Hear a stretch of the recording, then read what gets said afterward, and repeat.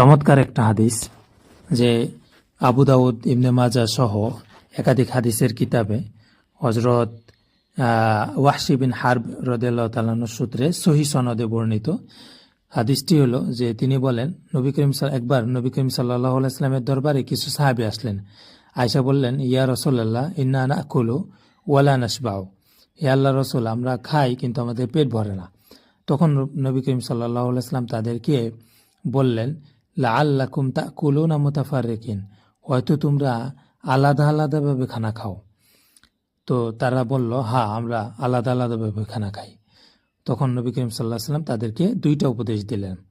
একটা হলো যে ইজতামিউ আলা তুআমিকুম, তোমরা যখন খাবার খাবা তখন তোমরা একত্রে বসে খানা খাবা।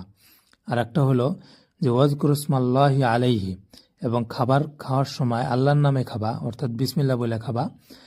তাহলে কি হবে? ইউবারিক লাকুম ফিহি, ওই খাবারের মধ্যে তোমাদের জন্য বরকত দেওয়া হবে।